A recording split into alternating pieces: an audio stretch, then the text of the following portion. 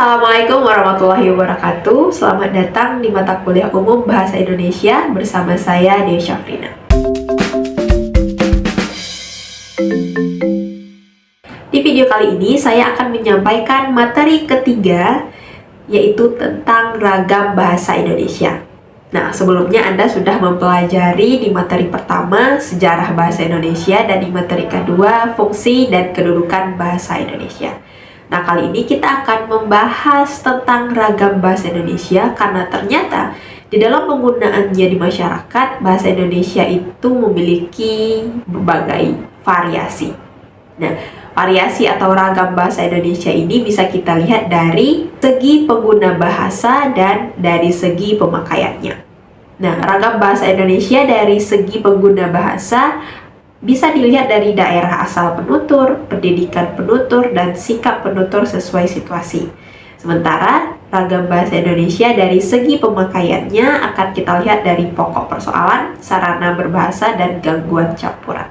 Nah, kita akan bahas satu persatu. Pertama, ragam bahasa berdasarkan daerah asal penutur. Nah, Anda mungkin sangat menyadari bahwa daerah asal kita itu akan mempengaruhi bahasa Indonesia kita. Apalagi Indonesia terdiri dari berbagai macam daerah, suku, bangsa, itu akan menimbulkan perbedaan dalam penggunaan bahasa Indonesia. Mungkin Anda pernah melihat konten di TikTok atau di Instagram tentang bagaimana perbedaan bahasa itu bisa memunculkan kesalahpahaman atau bisa memunculkan arti yang berbeda. Nah, saya juga menemukan konten yang dibuat oleh seorang dosen tentang perbedaan bahasa ini. Bisa Anda lihat di sini arti kata kita bagi orang Kalimantan itu berbeda dengan kita bagi orang Sumatera. Atau berbeda juga dengan kita dalam artian bahasa Indonesia secara luas, secara universal. Kalau misalnya kita lihat di tulisan ini, makna kita ini tentu bukan saya dan Anda, tetapi adalah Anda. Jadi ketika dia bertanya, kita tidur di hotel mana? Perempuan itu bertanya bukan berarti saya dan Anda tidur di hotel mana, tetapi Anda tidur di hotel mana. Nah, hal kecil itu saja jika kita tidak paham bahwa bahasa Indonesia itu sangat beragam berdasarkan daerah penuturnya, kita akan salah paham dengan kalimat tersebut. Nah, itu salah satu contohnya. Mungkin Anda sendiri yang berasal dari berbagai daerah di Indonesia juga bisa memberikan contoh bagaimana perbedaan daerah asal itu mempengaruhi penggunaan bahasa Indonesia. Coba tulis di kolom komentar. Nah, selanjutnya ragam bahasa itu juga dipengaruhi oleh pendidikan penutur. Nah, mungkin kita juga menyadari hal itu ya. Contoh sederhananya, bahasa kita yang sudah menjadi mahasiswa, sudah mengecap pendidikan di perguruan tinggi, itu pasti akan berbeda dengan bahasa adik-adik kita yang ada di SMP, di SMA, atau SD. Itu contoh sederhananya. Mungkin Anda pernah melihat seseorang, misalnya Maudy Ayunda. Dia bisa berbahasa yang baik ketika berkomunikasi, kalimatnya tertata. Mungkin pernah terbersit di pikiran kita, kenapa dia bisa berbahasa seperti itu? Selama ini dia mengecap pendidikan di mana? Atau selama ini dia berkecimpung di bidang apa? Mengapa bisa cara berkomunikasinya selancar itu? Nah, itu dipengaruhi oleh pendidikan. Nah, selanjutnya, ragam bahasa itu juga ditentukan oleh sikap penutur sesuai dengan situasi. Jika situasinya resmi, bahasa yang kita gunakan akan resmi. Jika situasinya tidak resmi, kita akan menggunakan ragam akrab. Contoh sederhananya adalah ketika kita berkomunikasi dengan dosen dalam ruang lingkup akademik ya. Misalnya kita ingin bertanya apakah hari ini jadi bimbingan atau tidak, tentu kita akan menggunakan kalimat yang seperti ini. Nah, ini adalah ragam resmi ketika kita berbicara dengan dosen dalam ruang lingkup akademik.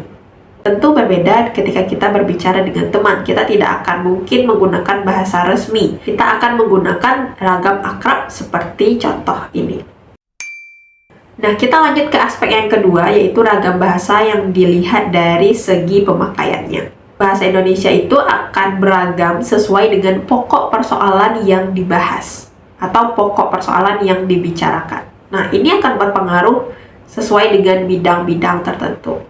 Kosakata yang digunakan di dalam bidang hukum itu pasti akan berbeda dengan kosakata oleh orang yang berada di bidang kesehatan. Nah, begitu juga dengan mahasiswa. Saya beri contoh di sini ada kosakata kelim dan pecah pola. Ini adalah kosakata yang identik dengan jurusan tata busana.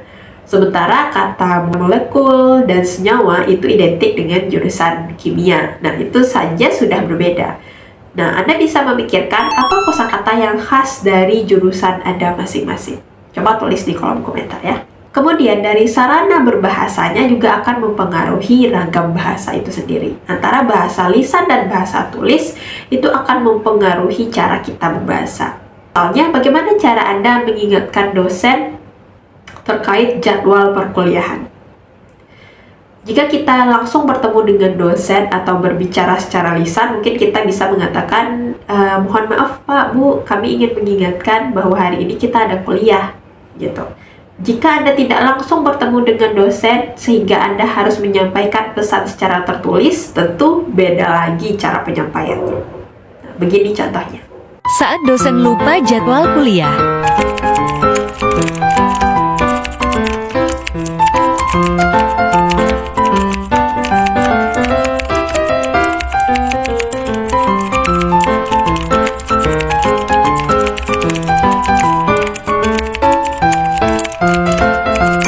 Kemudian yang terakhir, ragam bahasa Indonesia itu juga bisa muncul karena ada gangguan campuran.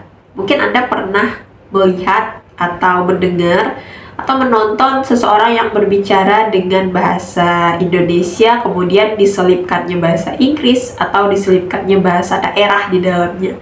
Nah, ini juga masuk ke dalam ragam bahasa dan biasanya ini terjadi di percakapan non-formal ya.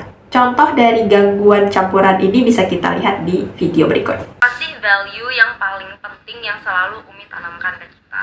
Strive for the excellency. Ush. Ambil dari mana Mbak? Ambil dari mana? Umi dulu by the way kerja di Astra selama berapa belas tahun, dan dharma yang pertama itu adalah strive for the excellency. Itu cocok banget sama value pribadi Umi. Atau bahasa gaulnya tuh do your best lah ya. Oke, itu tadi materi tentang ragam bahasa. Jadi Anda perlu memahami bahwa bahasa Indonesia itu memiliki ragam yang banyak, sehingga Anda tidak hanya terpaku pada satu jenis saja, tetapi Anda bisa menyesuaikan cara kita berbahasa dengan ragam yang sesuai. Nah, lewat 3 materi ini tentang sejarah bahasa Indonesia, fungsi dan kedudukan bahasa Indonesia, serta yang terakhir ragam bahasa Indonesia, diharapkan Anda bisa berkenalan kembali dengan bahasa Indonesia sebagai pengantar mata kuliah umum bahasa Indonesia sebelum kita mempelajari tentang ejaan, tentang diksi, kalimat, paragraf, dan yang lainnya. Oke, sampai jumpa di video pembelajaran selanjutnya. Assalamualaikum warahmatullahi wabarakatuh.